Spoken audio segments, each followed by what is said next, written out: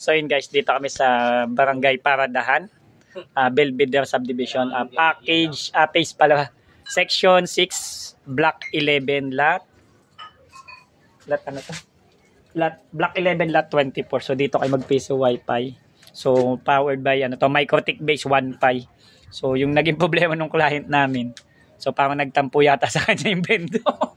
So wala daw internet. So parang ganun yung kuno. Nawawala yung internet, parang ganun. So bumili siya ng LAN cable, hindi rin gumagana. So ang ginamit namin yung luma. Sabi daw kasi sira daw yung luma, pero yung luma gumana naman. So yun lang naman, very basics. Wala. Nilinis-linis lang din. So wala naman kami. Oh, bumili siya ng LAN cable tapos hindi rin gumana. Yun. Yung tinuro daw tapos hindi naman daw gumana. So ayun, so yun. So mamaya po kita-kita tayo Sunshine Bill. So yung Hugo Perez 13 malabo na, pagod na po kami sa maghapong biyahe. So maraming salamat po sa suporta sa PC mo gawa mo, although nagtatagal kami. Ay.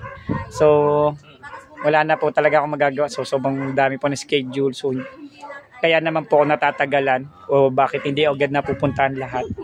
Hindi dahil sa sobrang dami. O alam namin na madami.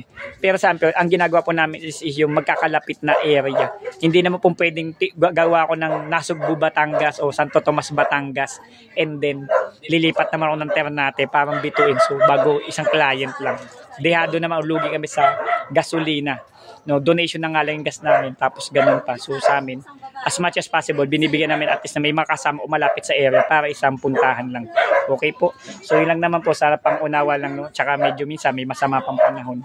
So paulit-ulit yung nangyayari. So dapat, minsan tina-check din namin na maganda yung panahon para makapagbiyahe naman kami na maayos. Okay? So maraming salamat po, PC mo gawa mo. Don't forget to subscribe.